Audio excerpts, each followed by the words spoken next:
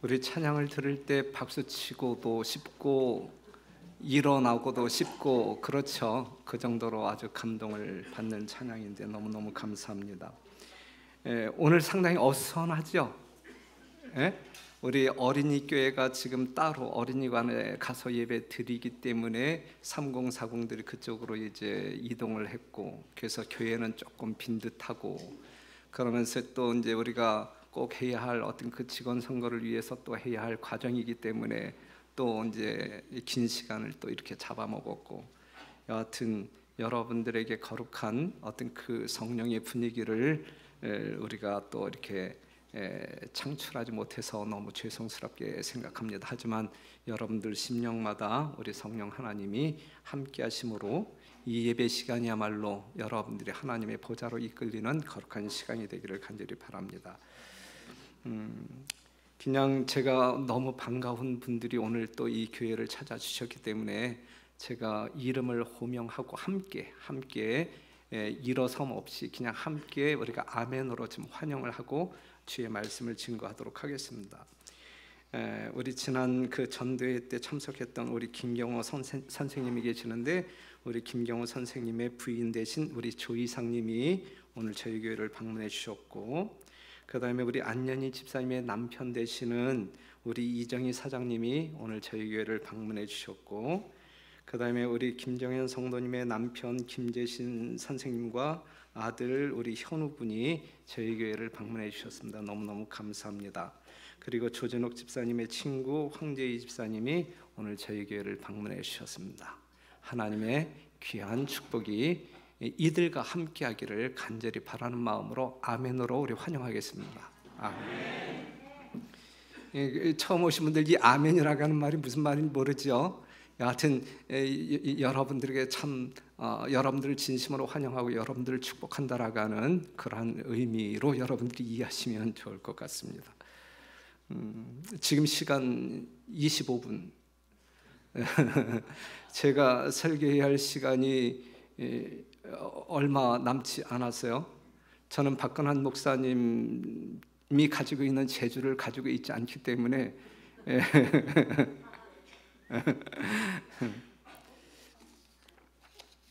여하튼 하나님의 말씀을 좀 함께 나누도록 하겠습니다.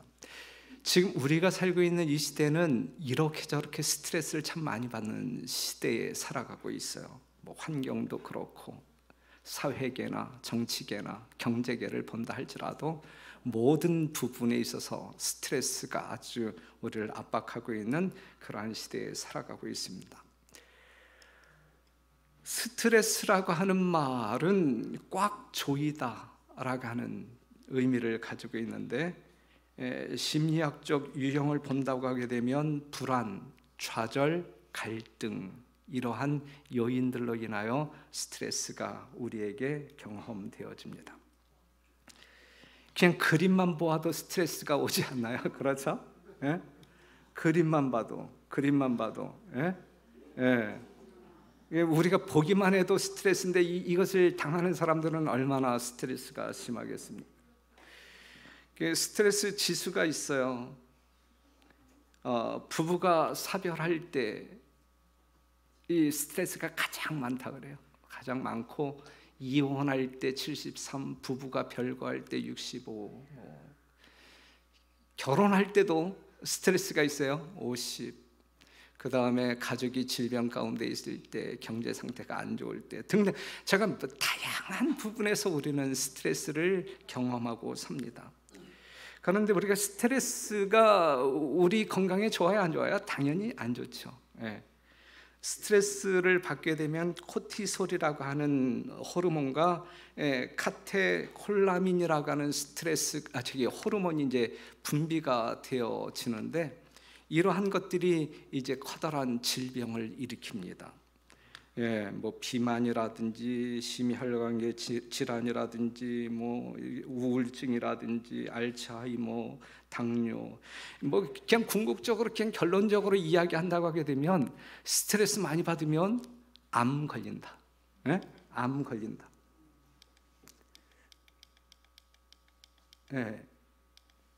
스트레스를 받게 되면 일단 위장, 이 위장에 아주 직접적인 영향을 주게 되는데, 보면 스트레스가 가했을 때 종양의 크기가 10% 정도 성장하고, 면역세포가 스트레스로 인하여 제 역할을 못할 때 암세포는 계속 성장한다 그랬어요.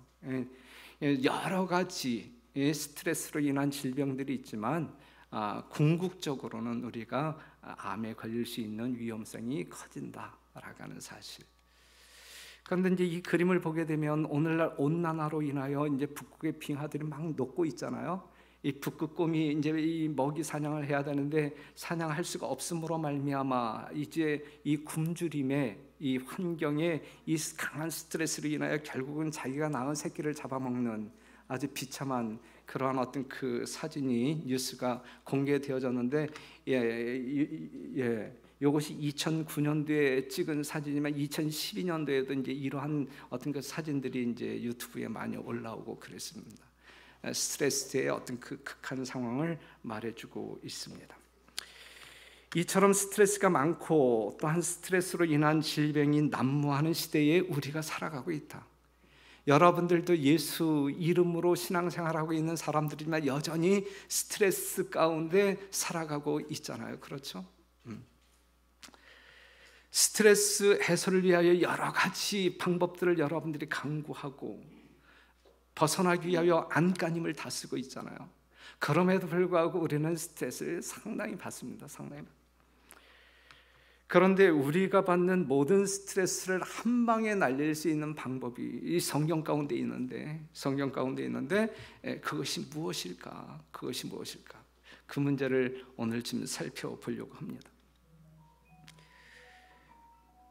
하나님의 종 바울은 이렇게 이야기합니다.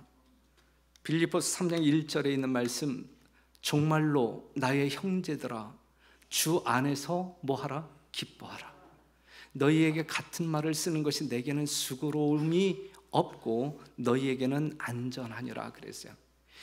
이 바울이 계속적으로 여러분들에게 반복해서 기록하여 보낸다 할지라도 전혀 번거롭지 않고 지나치지 않는 것이 있다고 하면, 주 안에서 기뻐하라. 주 안에서 기뻐하라. 주 안에서 기뻐하라. 계속 이야기한다 할지라도 번거로움이 없는 그러한 내용이다라고 이야기하고 있어요. 여러분들이 아시는 바대로 이 빌립보 교인들에게 이러한 내용의 편지를 쓸 때 바울은 어디에 있었다고요? 감옥에 있었단 말이에요. 감옥에 갇혀 있었단 말이에요. 뭐 하다가? 복음을 증거하다가 감옥에 갇혀 있었단 말이에요. 그는 감옥에서 어떻게 하면 이 감옥에서 빠져나갈 수 있을까를 고민하지 않았어요. 내가 갇혔는데 언제쯤 이 감옥에서 빠져나갈 수 있을까? 어떻게 하면 빠져나갈 수 있을까? 이 문제로 고민하지 않았어요. 이 감옥에서 이 바울이 계속적으로 생각했던 것은 무엇이냐면 늘 지나온 성도들, 이 교회들에 대한 염려로 가득 찼어요. 그들을 어떻게 하면 도울 수 있을까? 우리가 성경 말씀을 보게 되면 바울은 정말 성도들을 사랑하는 제자였어요.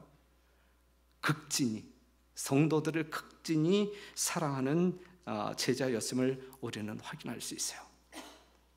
여러분들의 담임 목사가 이 바울처럼 오직 교회를, 오직 성도를 사랑했으면 참 좋겠죠. 여러분들의 바람이죠.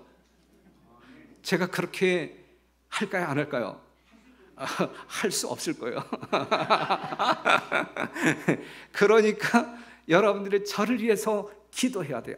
우리 목사도 이 바울처럼 정말 교회를 사랑하고 성도들을 지극히 사랑할 수 있는 목사가 되게 해달라고 밤잠 주무시지 마시고 기도해 주시길 바랍니다.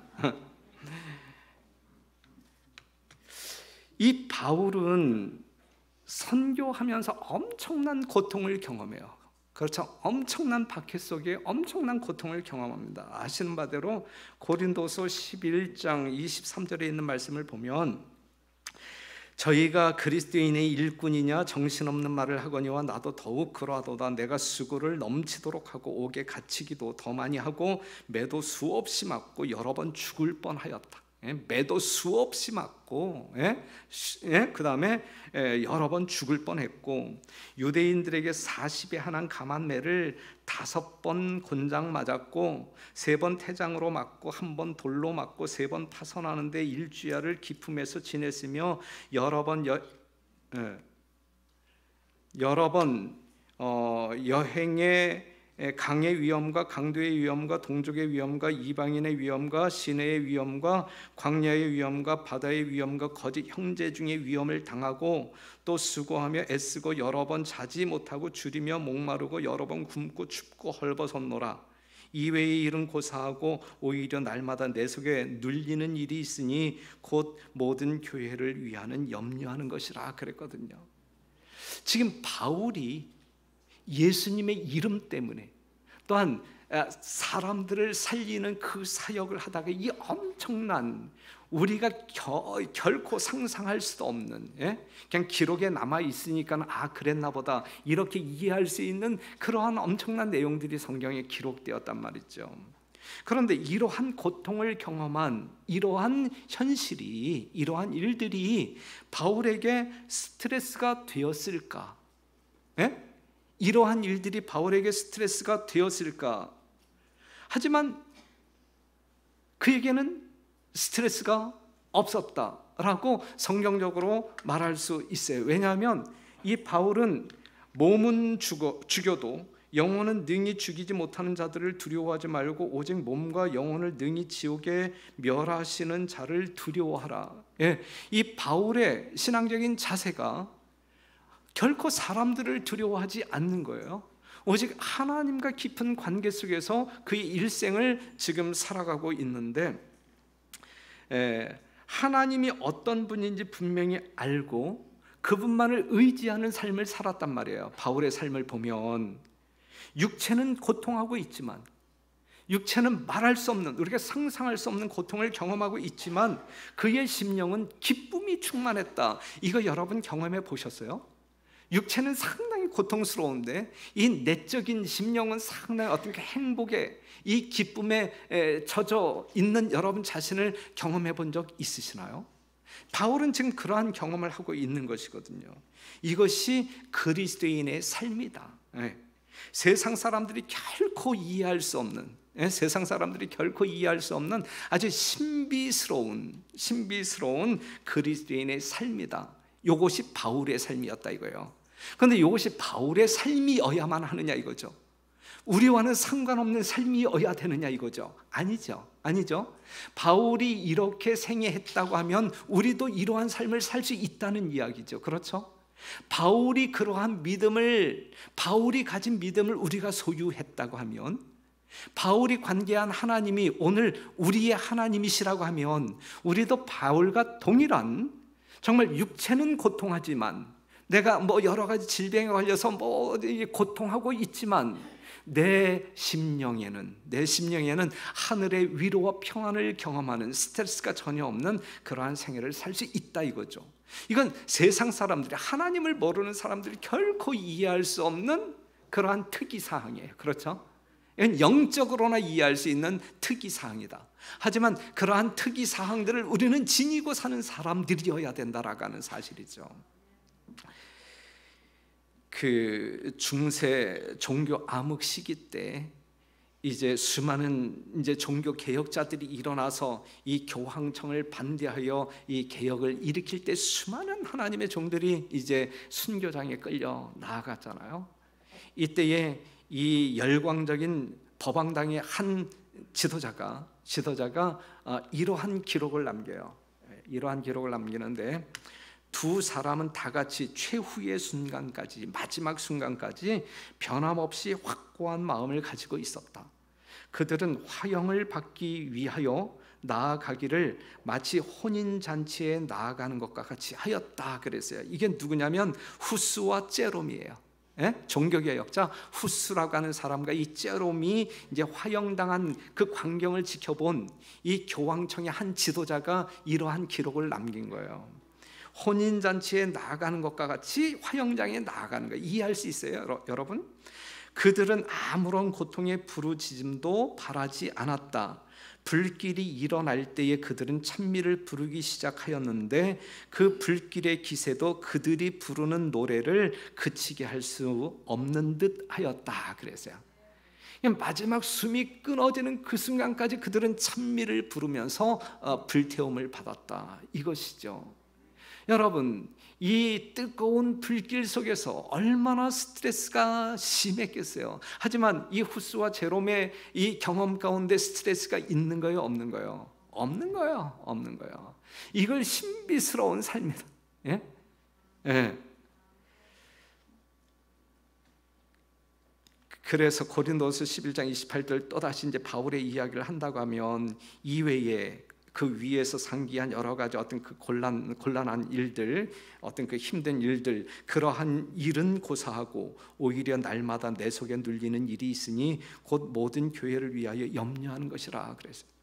그럼 여러분들을 위하여, 교회를 위하여 염려하는 그 마음 가운데는 스트레스가 없을까? 스트레스가 없을까? 우리가 결론적으로 이야기한다고 하면 있다 없다? 에? 없다, 없다, 없다.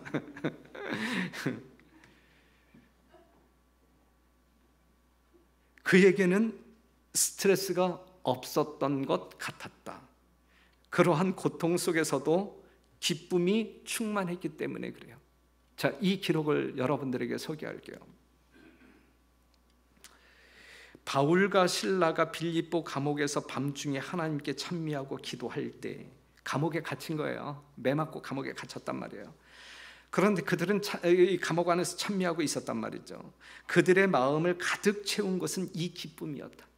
감옥 속에서 그들의 마음을 가득 채운 것은 이 감옥에서 언제 나갈까, 야, 이 아픈데 어떻게 이 종처에 뭐 이 상처에 뭘 발라야 될까, 뭐 붕대를 이러한 고민에 빠진 것이 아니라 오직 그들의 심령 가운데는 기쁨으로 충만했다.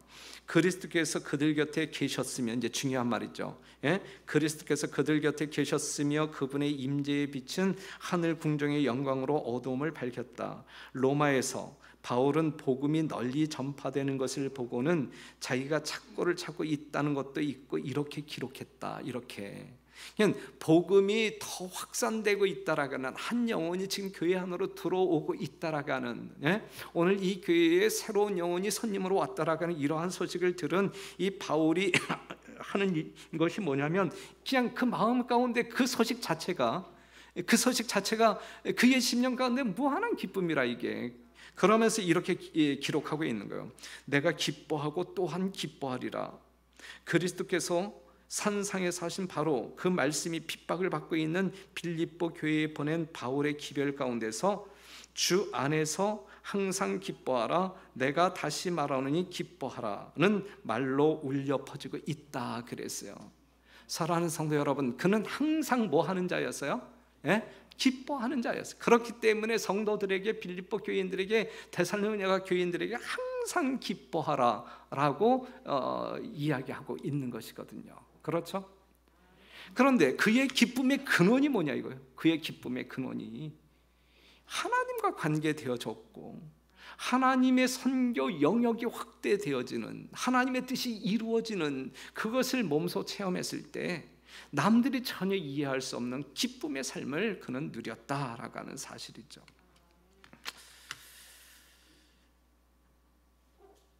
저는 스트레스가 있을까요? 여러분들이 보실 때 저는 스트레스가 있을까요? 저는 우리 집사람 때문에 스트레스를 받을까요? 이민희 장로님이 예라고 대답했어요. 여보, 당신을 제대로 이해하지 못하는 장로님이신 것 같아요. 저는 바울에 미치지 못하는 사람이에요. 그렇기 때문에 그는 항상 기뻐하는 삶을 살았지만 저는 스트레스를 받습니다. 예. 제가 가장 스트레스를 많이 받을 때가 뭐일 것 같아요? 우리 집사람 때문일 것 같아요. 예. 저는 눈에 보이던 성도들이 눈에 보이지 아니할 때, 예? 예.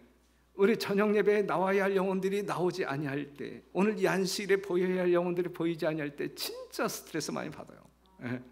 저 앞에 1시간 전에 나와가지고 이제 교인들 오시는 분들을 이렇게 다 환영하고 영접하는데 시간이 되었음에도 불구하고 다른 때 같으면 이 시간에 이미 왔어야 할 성도들인데 시간대별로 제가 어느 분들이 이 시간대에 들어가는지 잘 알잖아요.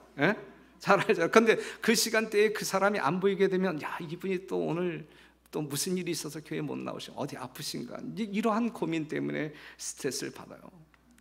제가 상당히 이 건강기별에 입각하여 건강관리 참 잘하는 사람이에요.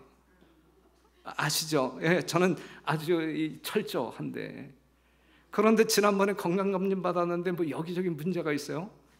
그 다음에 제가 완전한 채식주의자임에도 불구하고 고지혈증이 있어요. 예, 고지혈증이 지금 있는데, 그래서 내가 지금 오메가3를 먹고 있는데 그런데 이것이 이 건강법칙에 순종함의 결과는 아닐 거 아니에요. 그렇죠? 그럼 뭘까 이게? 스트레스지, 스트레스. 누구로 말미암는 스트레스? 그건 각자 알아서 생각하시고 그래서 여러분, 솔직히 말해서요, 저 때문에 여러분들이 욕을 먹을 수도 있고 여러분들이 칭찬을 들을 수도 있어요. 제가 가끔 이제 지나간 교인들을 만날 수 있잖아요. 어디 뭐 장례식장에 가든지 그다음에 결혼식장에 가든지, 그분들이 이제 탁 저를 만나서 이제 인사를 나눌 때, 어머, 왜 이래요? 왜 이렇게 흰머리가 많이 드러났고 얼굴은 헬스케요? 그 교회 속썩이는 성도들이 있나요? 이러면 여러분들이 욕먹는 거예요. 그렇죠? 그래 안 그래요? 그래서 여러분들 욕먹이지 아니하려고 그런데 나가게 되면 제가 아주 평소에 바르지 않던 그 로션 같은 것도 삼겹으로 삼겹으로 그런데 제가 다른 교회를 만났을 때, 야, 목사님 얼굴 상당히 좋아졌네. 그 교회로 가더니 뭐 진짜 그 교회가 훨씬 좋은가 보죠, 우리 교회보다. 이러면 여러분들이 칭찬 듣는 거죠, 그렇죠? 그러니까 잘 건사하세요. 여하튼 우리들의 삶 가운데 어떤 그 스트레스는 상당히 어떤 그 치명적인 악을 가지고 온다. 주 안에서 항상 기뻐하는 삶을 살아야 되는데, 어떻게 우리가 주 안에서 세상적인 어떤 그 일시적인 그러한 즐거움이 아니라 주 안에서 기뻐하는 삶을 살아라. 진짜 핵심은 여기에 있는 거예요. 어디에? 주 안에서. 우리의 기쁨의 근원은 주님, 주 안에서, 주 안에서. 인천에 있는 주안이 아니라 주 안에서, 우리가 믿는 이 주 안에서 우리가 기쁨을 찾아야 된단 말이죠. 절대적인 기쁨, 구원받은 기쁨, 이건 가장 큰 기쁨이고 이건 절대적인 기쁨이에요. 예수님을 믿는 사람들이 경험하고 있는 최고의 기쁨. 예를 든다고 하면 베데스다 연못에 38년 된 병자가 있었잖아요. 그가 예수님을 만나자마자 그가 고침을 받았잖아요. 그의 육체만 고침을 받은 것인가요? 38년 동안 그를 쫓아다녔던 질병으로부터만 구원받은 것일까요? 아니면 그가 영적인 질병도 치유가 된 것인가요? 영적인 질병도. 그가 그랬을 때에 이 안식일 날 움직이는, 정말 그를 눈을 부릅뜨고 쳐다보고 있는 바리새인들이 있었지만 그것을 개의하지 아니하고 이 기쁨을 만끽하잖아요. 그에게는 어떠한 즐거움이 있었기 때문에 예수를 만남으로 말미암아 얻은 구원의 기쁨이, 어느 누구도 가로막을 수 없는 기쁨이 경험되어졌기 때문에 그는 최고로 기뻐하는 삶을 살 수 있었어요. 사도행전 3장 40년 동안 한 번도 걸어보지 못한 영혼이 베드로를 만난 이후에 예수님의 이름으로 일어나 걸으라라고 하는 명령에 의하여 그가 걷게 되었을 때에 하나님의 성전을 향하여 걷기도 하고 뛰기도 하고 춤추면서 아주 뭐 난리 법석을 떨었잖아요. 어떠한 기쁨이에요? 예수님을 만남으로 말미암아 구원받은 기쁨, 어느 누구도 만류할 수 없는 기쁨이란 말이에요. 봉화, 무너진 탄광 가운데서 10일 만에 생還한 그 광부들의 기쁨이 어땠어요? 뉴스를 보니까 그냥 가족이 부둥켜 안고 기뻐했다 그랬어요. 다른 사람이 뭐 보건 말건 그들의 기쁨을 표현하는 것은 뭐 누가 감당할 수 없는 거예요. 막을 수가 없는 거예요. 그러한 기쁨, 그렇죠, 그러한 기쁨. 우리가 말라기 4장 2절에 있는 말씀을 보게 되면 내 이름을 경외하는 너희에게는, 여러분 모두에게는 의로운 해가 떠올라서 치료하는 광선을 발하리니 너희가 나가서 외양간에서 나온 송아지같이 뛰리라 그랬어요. 사랑하는 성도 여러분, 갇혀있던 외양간의 송아지, 이 외양간에서 나온 뭔가 이 자유를 누리는 이 송아지가 뛰는 모습 보셨나요? 예? 해맑게 기뻐하면서 뛰는 그 송아지의 모습을 보셨나요? 예수님을 만나 정말 죄의 울타리에서, 사망의 울타리에서 건짐을 받은, 구원함을 받은, 완전한 자유를 만끽하는 자의 이 기쁨을 이런 식으로 묘사하고 있는 것이거든요.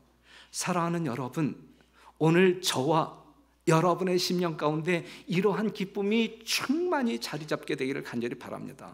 이건 절대적인 기쁨이에요.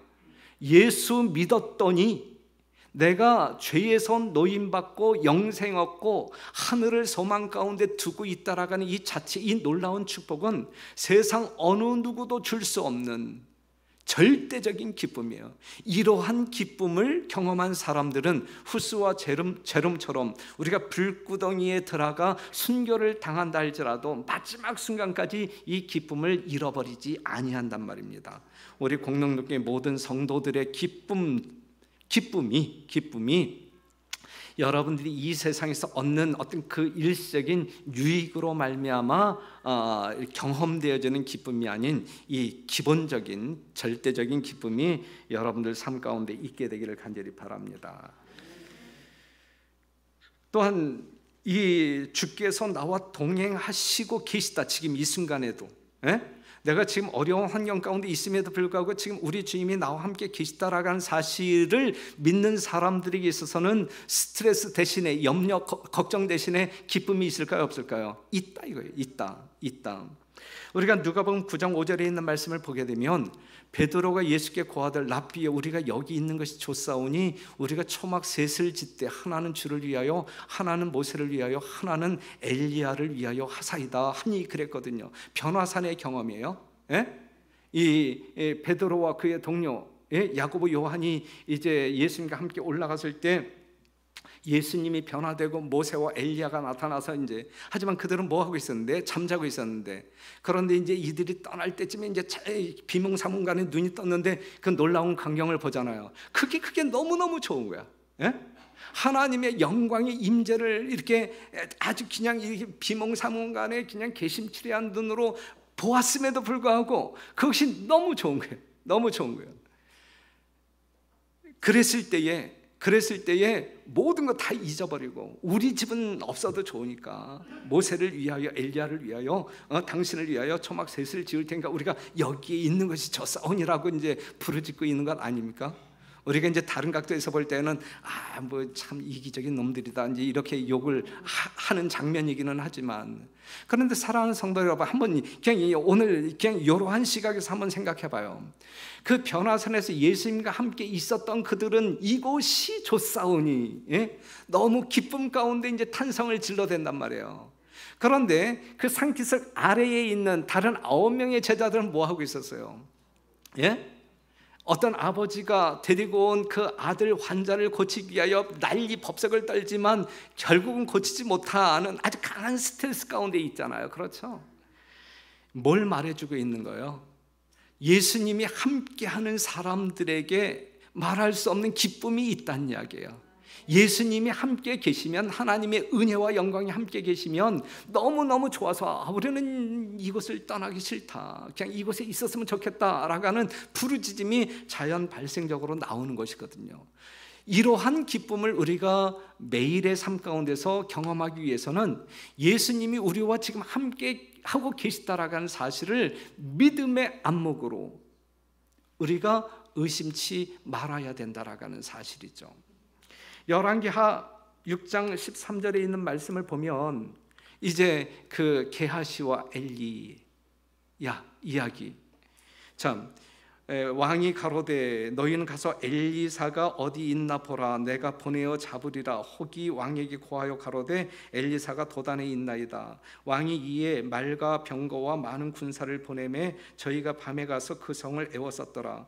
하나님의 사람의 수종드는 자가 일찍 일어나서 나가보니 군사와 말과 병거가 성을 에워쌌느니라. 그 사환이 엘리사에게 고하되 내 주여 우리가 어찌하리이까. 대답하되 두려워하지 말라. 우리와 함께한 자가 저와 함께한 자보다 많으니라 하고 기도하여 가로되 여호와여 원컨대 저희 눈을 열어서 보게 하옵소서 하니 여호와께서 그 사환의 눈을 여심해 저가 보니 불말과 불병거가 산에 가득하여 엘리사를 둘렀더라 그랬어요. 여기서 두 사람 나오잖아요. 엘리사 나오고 그의 종이 나오잖아요. 그들을 누가 포위했어요? 포위했잖아요. 수많은 군사들이 포위했잖아요. 이 사실을 알게 된 이 엘리사의 종은 진짜 난리법석을 떠는 거예요. 이젠 우린 죽었다. 어찌하면 좋겠느냐. 강한 이보다 더 큰 스트레스가 있을까요? 그런데 누구는 태연해요? 엘리사는 태연해요. 차이가 뭡니까? 차이가 엘리사가 보고 있는 거와 그의 종이 보고 있는 것이 달라요. 그렇죠? 엘리사의 종은 인간적인 군대, 그들을 둘러싸고 있는 군대를 보았지만 엘리사는 그들보다 훨씬 더 많은 하나님의 군사, 이들을 능히 물리칠 수 있는, 그리하여 우리를 가장 안전하게 보호할 수 있는 하나님의 군사들을 보았단 말이죠.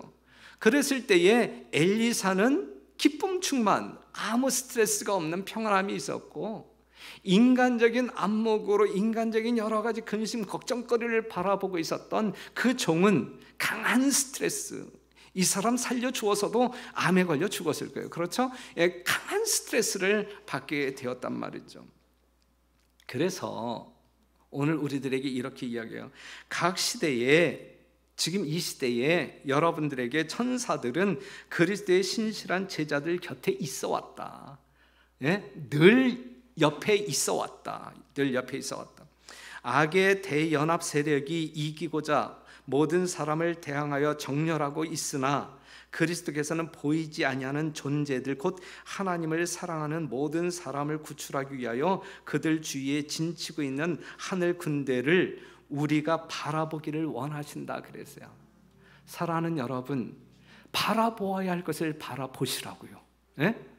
정말 하나님을 바라보아야지, 하늘을 바라보아야지. 하늘은 보지 아니하고 우리를 능히 지켜 보호할 수 있는 하늘의 천사들은 보지 아니하고 우리를 가장 안전한 길로 인도하시는 예수님은 보이지 않고 이 세상, 정말 우리를 두렵게 하는 이 세상을 바라보게 될 때 여러분들이 어떻게 이 세상을 견디어낼 수 있겠느냐고요.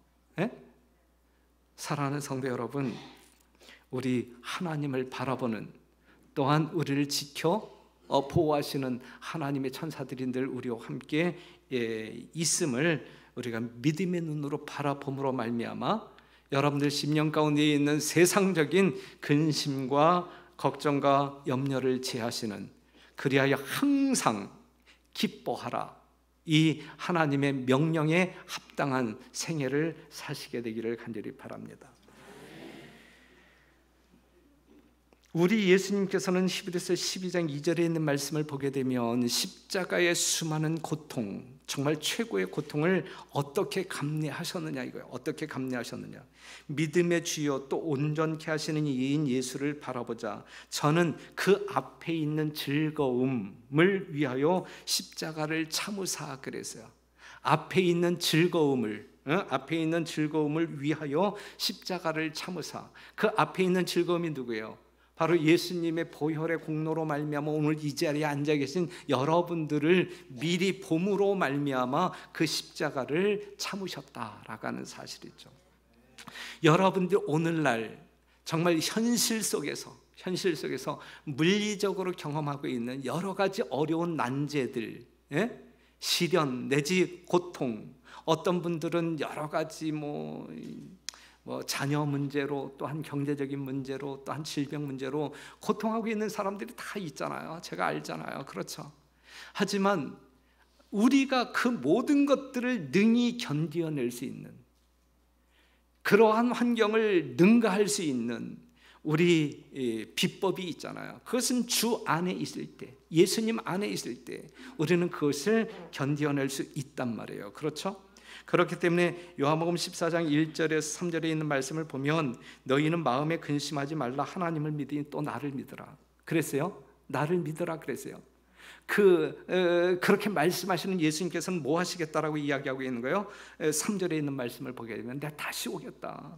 나 있는 곳에 너희를 영접하기 위하여 내가 다시 오겠다. 사랑하는 여러분, 우리는 이 약속을 믿을 때 우리는 우리 앞에 뭐가 있어요? 우리 앞에 즐거움이 있단 말이에요. 예수님을 만날 수 있는, 예수님의 영접을 받을 수 있는 즐거움이 있단 말이에요. 그러한 즐거움이 나를 이제 둘러 진칠 때에, 우리의 심령 가운데 충만할 때, 확신이 있을 때 현재적 모든 어려움들을 우리는 극복할 수 있다라고 하는 사실이죠. 빌립보서 4장 4절에서 5절에 있는 말씀도 그렇고 히브리서 10장 37절에 있는 말씀, 잠깐 후면, 오늘의 고통 조금만 참아라 이거예요.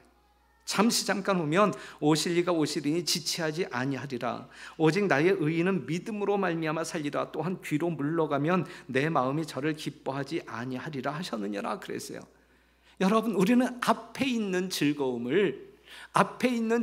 때문에, 소망 때문에 오늘을 우리가 견디어 승리할 수 있는 것이거든요. 그러한 믿음으로 사는 사람들의 심령 가운데 기쁨이 있는 거란 말이죠. 그렇죠? 그러니 여러분, 주 안에서 항상 기뻐하라, 이 말 명심하시길 바랍니다. 다른 어떠한 곳에서 경험할 수 없는 기쁨이 누구 안에 있다는 이야기예요? 예수님 안에 있다는 이야기예요.